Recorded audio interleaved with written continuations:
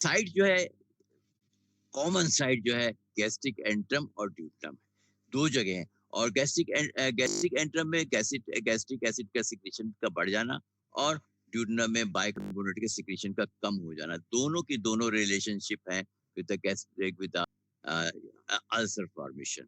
इसके अलावा जहाँ कहीं भी गैस्ट्रिक म्यूकोसा का पैच होगा, तो वहाँ पे भी अल्सर हो सकता है। जैसे मैकल्स डायवर्टिकुला है, ये मैकल्स डायवर्टिकुला इलियम में के साथ निकलता है। बाहर की तरफ एक एक peppy like papillae papillary like structure जो है आ जाता है। तो मैकल्स डायवर्टिकुला ईसोफेगस में ये दो वजूहात हो, या तो गैस्ट्रिक सिक्रीशन जो है वो ऊपर की तरफ जाएगा, यानी गर्ड, यानी, है ना, गैस्ट्रिक ईसोफेजियल रिफ्लेक्स डिजीज कहलाती है। गर्ड के माने गैस्ट्रिक इसोफेजियल रिफ्लेक्स डिजीज। तो ये रिफ्लेक्स होता है, एसिड ऊपर की तरफ रिफ्लेक्स होता है और ड्यूनम के नीचे वाले हिस्से को मुतासिर करता है, और उसके नतीजे में वहां अल्सर बन सकता है। इसके अगर इसोफेगस में कहीं गैस्ट्रिक म्यूकोसा का पैच है तो बन सकता है। रिस्क फैक्टर जैसे कि अभी पहले हमने डिस्कस भी कर लिए। टॉप पे एच पाइलोरी, इसके बाद सिगरेट स्मोकिंग हमने बात की है। अ, ये और बहुत सारी लिस्ट है, और इसमें नीचे देखें, आप देखें एनसेड। तो 3 चीजें जो हमने पहले बताई थी वो यहाँ लिस्ट के अंदर। वैसे पूरा ये हमने दूसरी चीजें भी हमने लिख दी हैं, जैसे अल्कोहलिक सिरोसिस भी कर सकता है, साइकोलॉजिकल स्ट्रेस भी कर सकता है, एंडोक्राइन सेल हाइपरप्लेजिया भी कर सकता है, ज़ोलिंजर एंजाइम सिंड्रोम। अच्छा, इस पूरी लिस्ट में अगर आप गौर से देखें, और जो चीजें आपको जहन में पक्के मजबूत तरीके से याद रखनी चाहिए, उसमें नंबर 1 पे एच पाइलोरी, नंबर 2 पे सिगरेट, नंबर 3 पे एनसेड्स, अदर ड्रग्स को छोड़ दें, इसको छोड़ दें, और ज़ोलिंजर एलिजन सिंड्रोम। क्योंकि ज़ोलिंजर एलिजन सिंड्रोम में एसिड के सिक्रीशन बहुत बढ़ जाता है। तो वायरल इन्फेक्शन में बाकी हर्पीज, लेकिन ये जो मैंने बताई, ये और साइकोलॉजिकल स्ट्रेस। तो इसमें ज्यादा अहम चीजें जो है, चीजें याद रखिएगा: H pylori, cigarette smoking, NSAIDs, NSAIDs के बाद you can say psychological stress और ज़ोलॉजी। ये तो पूरी हमने बहुत बड़ी लिस्ट बना के दे दी है। आप इस लिस्ट को देख सकते हैं। अगर आपको सारा याद कर सकते हैं सारा याद कर लीजिए, लेकिन जो काम की मैंने इम्पोर्टेंट चीजें बताई वो मैंने वो तो जरूरी याद रखनी है। एपिडेमियोलॉजी, तो ये असल में अब वेस्टर्न कंट्रीज के अंदर, ये वेस्टर्न कंट्रीज से रिलेटेड है, हमारे यहाँ तो इसका कोई ताल्लुक नहीं बनता। वेस्टर्न कंट्रीज में हमारे यहाँ भी अब वो शुरू हो गया है।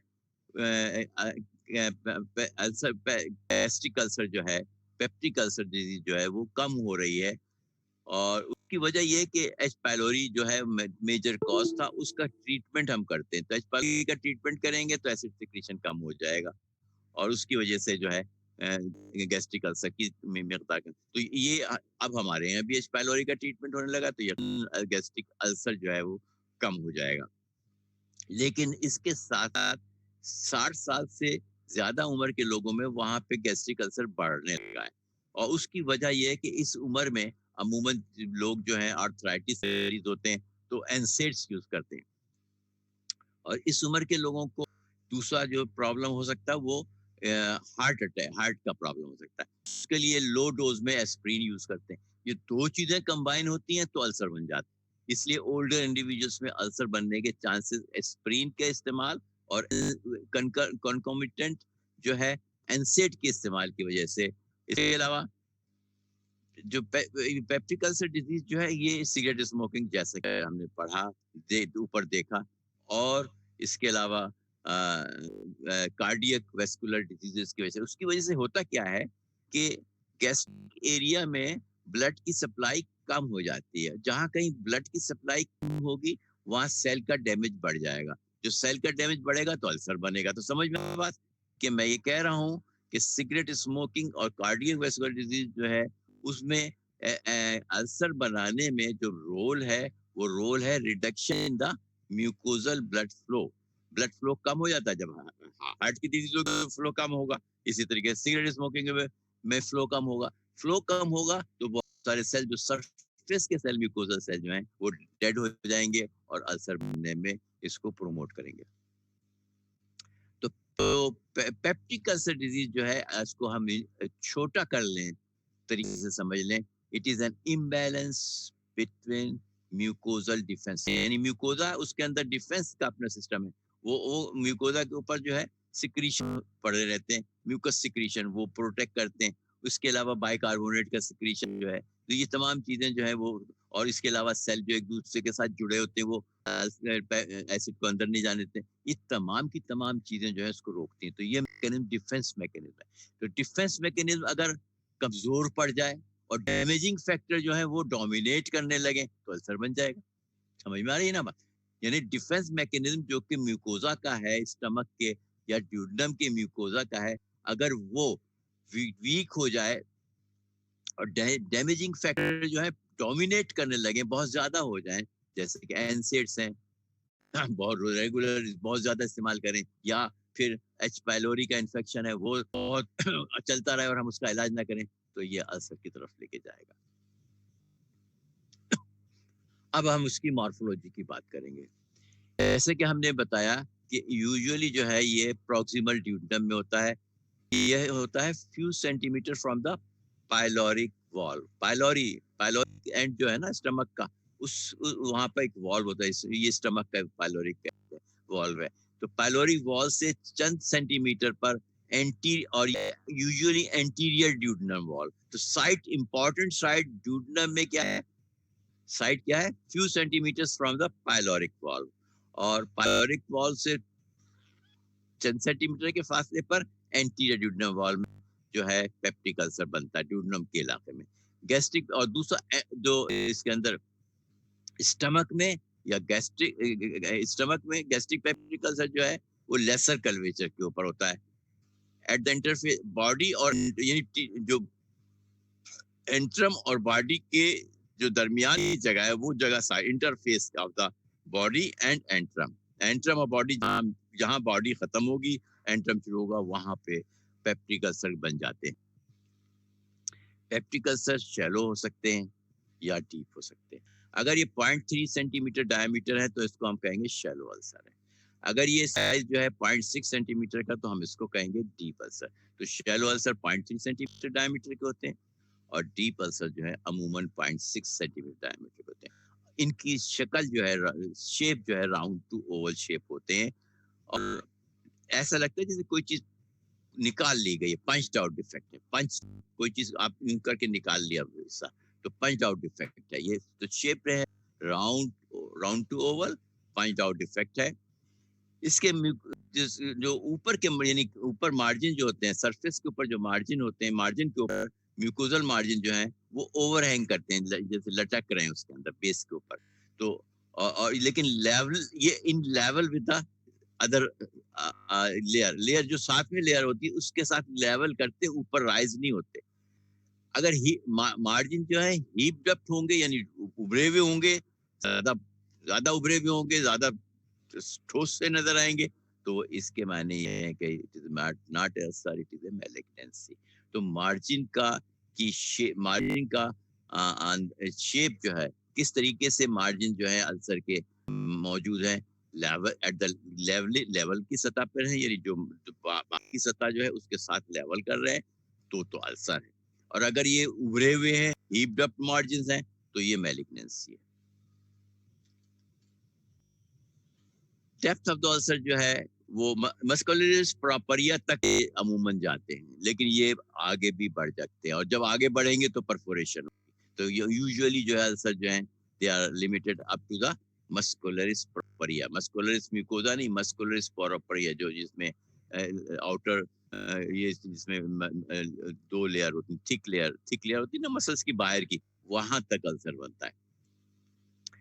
अल्सर के बेस में, बेस जो ना यूं करके एक गड्ढा होता है अल्सर, तो उसके बेस जो है उसमें फिब्रिन डिपॉजिट्स मिलेंगे, के अलावा परफोरेशन अगर हो जाए, तो अगर इस तरह ये अल्सर पूरी दीवार को पार करता हुआ बाहर तक पहुंच जाएगा तो परफोरेशन फट जाएगा, तो खुल जाएगा पेरिटोनियम में। तो फिर ये emergency, surgical emergency. Perforated ulcer surgical emergency है, इसका जो डायग्नोसिस है उसको हम एक्सरे करते हैं अपराइट पोजीशन में किसी इंडिविजुअल को खड़े करके एब्डोमेन का एक्सरे करेंगे। अगर गैस जो है डायफ्राम में नजर आ जाए तो समझ लें कि परफोरेशन हो गई है। तो परफोरेशन की पहचान जो है वो एक्सरे के जरिए करते हैं। एक्सरे किसी इंसान को सीधा खड़ा करके उससे उसका एक्सरे लेते हैं और अमूमन एब्डोमेन के एक्सरे लेते हैं। अगर डायफ्राम के नीचे एयर मौजूद है तो इस माने अल्सर जो है फट गया, परफोरेट हो गया है। परफोरेट हो गए और फिर ये सर्जिकल इमरजेंसी फौरी हम जो है उसका ऑपरेशन करेंगे। तो अमूमन base of the peptic ulcer smooth और क्लीन होता है। अल्सर जो है उसमें उसके बेस में फिब्रिनाइड या टूटी फूटी डेब्रीज पड़ी हुई होती हैं और डेब्रीज के बिल्कुल फौरन नीचे न्यूट्रोफिल जो है मौजूद होते हैं। इन्फिल्ट्रेशन ऑफ द न्यूट्रोफिल मिलेगा और उससे नीचे ग्रेनुलेशन टिश्यू मिलेगा। और ग्रेनुलेशन टिश्यू जो है ग्रेनुलेशन टिश्यू में क्या होता है, ब्लड वेसल्स, न्यू कैपिलरीज और यानी रिपेयर का प्रोसेस हो रहा होता है ना, तो उसको हम ग्रेनुलेशन टिश्यू कहते हैं। तो रिपेयर के प्रोसेस में कैपिलरीज और फाइब्रस टिश्यू होता है, वो हमें इसके बेस। तो इसके हम अगर हम ऊपर से नीचे की तरफ जाएं, पेप्टिक अल्सर को देखें, जख्म तो हो गया और उसके बेस से आगे बात कर रहे हैं हम। बेस में फिब्रिनाइड डिब्रीज है। फिब्रिनाइड डिब्रीज के नीचे क्या है, न्यूट्रोफिल का इन्फिल्ट्रेट है। उसके नीचे क्या है, उसके नीचे ग्रेनुलेशन टिश्यू है और ग्रेनुलेशन टिश्यू के अंदर मोनोन्यूक्लियर ल्यूकोसाइट्स और फाइब्रस टिश्यू मिलेगा या कोलेजन स्कार मिलेगा। इसके अलावा वहां के जो वेसल्स वॉल होते हैं वो थिक हो जाते हैं, यानी बेस के नीचे के जो वेसल वॉल हो वेसल वेसल जो पूरा नालियां होती हैं, शरियाने होती हैं, आर्टरीज जो होती हैं, वो उनकी वॉल थिक हो जाती है और अमूमन ये थ्रम्बोज्ड होती है। ये देखो ये अल्सर नजर आ रहा है, इसका देखें मार्जिन जो है बिल्कुल साथ ही साथ है, ये अल्सर है ये और इसके अंदर बेस भी इसका नजर आ रहा है। ये दो दो अल्सर हैं, देखें नजर आ रहे हैं करीब करीब, और उसके किनारे भी नजर आ रहे हैं और एक गड्ढा सा नजर आ रहा है, ये अल्सर है। ये अल्सर है। इसके नीचे ही देखें, ये म्यूकोजा है जिसमें ग्लैंड लाइक हिस्सा, ये म्यूकोजा, और इसी के अंदर वो फिब्रिन नेक्रोटिक डेब्रिस पड़ी है और उसके नीचे एक ग्रेनुलेशन टिश्यू बना हुआ है। तो यहाँ पर ऊपर जो है सबसे ऊपर न्यूट्रोफिल पॉलीज मिलेंगे और उसके नीचे कोलेजन और स्कार यूनिकन से फाइब्रस टिश्यू मिलेगा और उस मोनोन्यूक्लियर ये ग्रेनुलेशन टिश्यू है। तो सबसे बेस नीचे की तरफ वाला हिस्सा जो है ये आपको, इसको हम कह सकते हैं ये इसमें ये ग्रेनुलेशन टिश्यू है। इसके ऊपर फिब्रिनाइड डेब्रिस वगैरह पड़ी हुई हैं और साथ में ये आपको ग्लैंड्स जो नजर आ रहे हैं ये म्यूकोजा के ग्लैंड्स हैं, ठीक है। ये अल्सर की ये जो है माइक्रोस्कोपिक पिक्चर है, ऊपर जो है वो ग्रॉस पिक्चर है। इसकी क्लिनिकली ये अल्सर जो है इसमें देखो बर्निंग एकिंग पेन होती है। अमूमन पेशेंट आपके आके कहेगा मेरे मेरे यहाँ पे जलन होती है और थोड़ा दर्द होता है। दर्द शदीद भी हो सकता है, दर्द शदीद। अच्छा, वह क्योंकि जख्म बन गया है तो उसमें से थोड़ा थोड़ा ब्लड ऊज आउट होता रहेगा, वो निकलता रहेगा, पता भी नहीं चलेगा। और जब वो अल्सर में से खून निकलता रहेगा तो इसके क्या होगा, या फिर कभी कभी कोई शरीयान फट जाएगी तो हेमरेज हेमरेज होगा तो उल्टी आएगी, खून की उल्टी भी आती है इस वजह में। तो जब थोड़ा थोड़ी मिकदार में खून नहीं ज़ाय होता है तो आयरन डेफिशिएंसी एनीमिया पैदा होता है। अगर फट जाएगा तो हेमरेज होगी, फिर उल्टी हो जाएगी, खून की उल्टी होगी, coffee ground you can say उल्टी होती है। अच्छा, इसमें अमूमन अल्सर में पेशेंट आपको ये कहेगा मैंने जब खाना खाता हूँ उसके 1 से 3 घंटे के बाद मुझे दर्द शुरू हो जाता है और खास तौर से ये दर्द रात को 11 बजे से 2 बजे, 11 पीएम से 2 बजे के दरमियान ये शदीद दर्द होता है। ड्यूरिंग डे जो है ये 1 से 3 घंटे आफ्टर मील जो है ये दर्द होता है और रात को 11, ये निशानियां हैं जिसकी बुनियाद पे आप फौरन पहचान सकते हैं इसको पेप्टिक अल्सर है, ठीक है। समझ याद रखेंगे, दर्द होगा खाने के 1 से 3 घंटे के बाद और बहुत शदीद हो जाएगा ये दर्द, रात को उठ जाएगा वो पेशेंट जो है बिटवीन 11 पीएम टू 2 पीएम। लेकिन अगर वो छोटा सोडा वोडा होता है, मीठा सोडा घर में, वो अगर वो उसको मिला के पानी में पी लेगा तो फिर दर्द कम हो जाएगा। तो ये रिलीव्ड बाय अल्कलीज, ये अल्कली कहलाता है। मीठा सोडा घर में पड़ा होता है, इसको ये अल्कली है। इसको अगर आप पानी में मिला के पी लें तो ये दर्द जो है वो कुछ उसकी शिद्दत कम हो जाएगी। इसके अलावा इसके अलावा जब ज़्यादा शदीद दर्द होता है या ज़ख्म वगैरह बन जाता है, नौज़िया हो सकता है उसको, वॉमिटिंग शिकन, और ये कहता है मेरा ब्लोटिंग पेट जो है फूला रहता है। इसके अलावा खाना कम खाता है दर्द दर्द के एहसास की वजह से, इसकी वजह से वेट लॉस बहुत ज़्यादा होता है। क्योंकि वो खौफ होता है उसको, दर्द का खौफ कि मैं खाना खाऊँगा उसके बाद मुझे 3 घंटे के बाद दर्द होगा, तो वेट लॉस होता है। अगर पेनिट्रेटिंग यानी अल्सर जो है गहरा हो गया है, काफ़ी मसल्स को भी पेनिट्रेट कर लिया, तो दर्द जो है वो बैक बीच में होता है और वो अपर चेस्ट की तरफ, upper quadrant of the chest की तरफ, और दर्द की शिद्दत इतनी होती है, ऐसा लगता है जैसे हार्ट अटैक हो गया। तो कभी-कभी गलत गलतफ़हमी भी हो जाती है, होता है अल्सर का दर्द और हम समझते हैं कि ये हार्ट अटैक। कॉम्प्लिकेशंस हेमरेज, जैसे कि ब्लीडिंग अगर बहुत शदीद हो जाए, डैमेज वेसल्स है तो इसको हेमरेजिक कह सकते हैं। अगर क्रॉनिक हो गया तो इस तो फिर ये फाइब्रोसिस होगी, फाइब्रोसिस होगी तो स्कैरिंग होगी, और स्कैरिंग होगी तो वो सिकुड़ेगा, पुक्कड़ पुक्कड़ अपीयरेंस, यानी सुक्कड़ की अजीब सी शक्ल हो जाएगी सराउंडिंग म्यूकोसा की। इसके अलावा ये अल्सर मैलिग्नेंट भी हो सकता है, मैलिग्नेंट ट्रांसफॉर्मेशन और परफोरेशन होगी तो है तो पेरिटोनियल हेमरेज होगा। पर जैसे कि मैंने उस वक्त बताया था कि आपको परफोरेशन के नतीजे में क्या करना पड़ेगा, एक्सरे। एक्सरे किस तरह करेंगे, अपराइट पोजीशन में, उसमें क्या नजर आएगा, गैस नजर आएगी डायफ्राम के नीचे, ये तमाम बातें नजर आएंगी तो हम कहेंगे कि भाई इसको परफोरेशन हो गई और उसको फौरन, ये सर्जिकल इमरजेंसी है, फौरन ऑपरेशन करना है, वरना ये पेशेंट जो है चला जाएगा। हमें जो है बहुत ख्याल करना पड़ेगा फौरन, तो वरना ये हम पे। अच्छा, कॉम्प्लिकेशन इसमें उन्होंने फिर इसको चार्ट की फॉर्म में दे दिए हैं।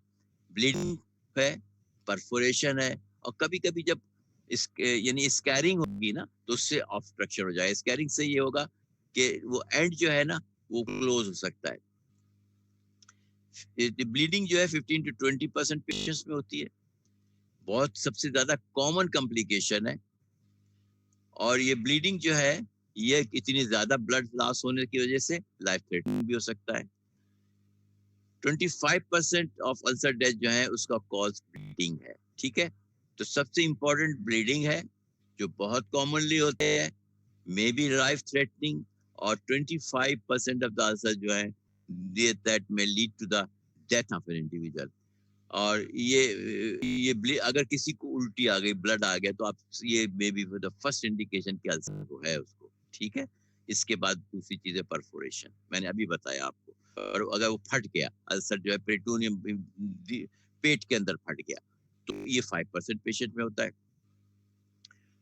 2/3 ऑफ द अल्सर डेथ जो है वो इसकी वजह से होती है, 2/3 अगर परफोरेशन हो जाए। ये इससे कोई हमें पता नहीं लगा, ये इंडिकेशन नहीं है। ऊपर जो है ब्लीडिंग जो है ये इंडिकेशन है। इसके बाद ऑब्स्ट्रक्शन, क्रॉनिक अल्सर जो है उसमें एडीमा भी होता है और स्कैरिंग भी होती है। दो चीजें होती है, स्कैरिंग के मानी है फाइब्रोसिस, तो सिकुड़ेगा, सिकुड़ेगा तो पुकरिंग होगी, जो पुकरिंग की लफ्ज इस्तेमाल किया था, ये 2% पेशेंट में होता है। इसमें पायलोरिक एंड जो होता है ना, ये अमूमन पायलोरिक एंड पे होता है ऑफ द ये ऑब्स्ट्रक्शन जो होता है, और इससे ये डूडने में भी मतलब कुकरिंग, और ये हो सकता है, यानी ये कैसे ऑब्स्ट्रक्शन कॉज हो सकता है। और कॉज इनकेपेसिटेशन क्रैम्पी एब्डोमिनल पेन, यानी इतना शदीद पेन होता है कि नाकाबिल बर्दाश्त होता है ऑब्स्ट्रक्शन, क्योंकि वो जो खाना खाया वो जाने की कोशिश कर रहा, वो उसके लिए रुकावट बन गया, तो ऑब्स्ट्रक्शन की वजह से इनकैपेसिटेटिंग क्रैम्पी एब्डोमिनल पेन होगा। और टोटल ऑब्स्ट्रक्शन अमूमन नहीं होता, और अगर ऑब्स्ट्रक्शन ज्यादा हो गया है तो फिर वॉमिटिंग होगी, क्योंकि खाना जब नीचे नहीं जा रहा तो बाहर आएगा, बाहर आएगा तो वॉमिटिंग होगी। ठीक है, समझ में आया? तो ब्लीडिंग, इसकी कॉम्प्लिकेशन समझ ली, 20% है, परफोरेशन 5% है, ऑब्स्ट्रक्शन 2% है, और ब्लीड सबसे ज्यादा कॉमन है, सबसे 25% डेथ इससे होती हैं, और यू कैन से 2/3 डेथ जो है वो परफोरेशन से होती हैं। परफोरेशन का मैंने आपको बता दिया, डायग्नोसिस कैसे करेंगे। ट्रीटमेंट जो है, आजकल हम सबसे ज्यादा जोर देते हैं एच पायलोरी, ट्रीटमेंट एरेडिकेशन पे। एच पाइलोरी में जो है 3 दवाएँ ज़्यादातर इस्तेमाल की जाती हैं। क्लेरिथ्रोमाइसिन यानी कि जिसको क्लेरासिड हमारे यहाँ बहुत मशहूर है, ज़माना क्लेरासिड दवा के नाम से तो क्लेरिथ्रोमाइसिन 500 की सुबह-शाम देते हैं। इसके साथ हम जो है प्रोटॉन पंप इन्हिबिटर देते हैं, जिसको हम राइजिक वगैरह कहते हैं ना, ओमेप्राज़ोल या राइजिक एसिड, ये हम उसके साथ देते हैं।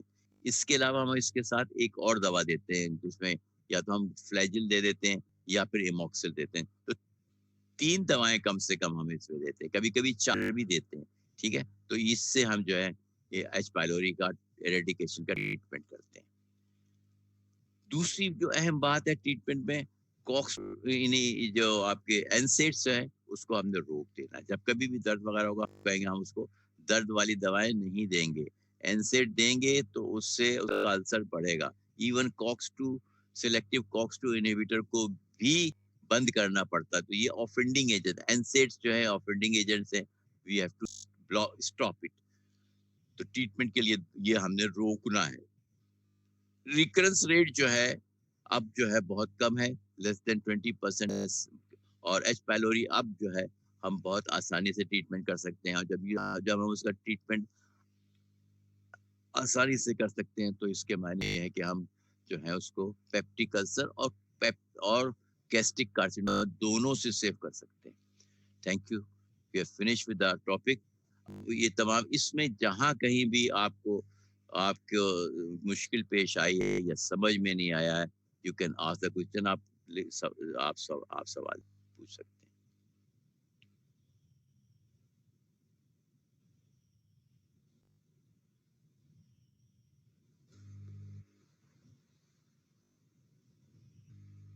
हाँ भाई, कोई सवाल है आपके पास? आपकी समझ में आ गया है तो आप यस कह दीजिए बस।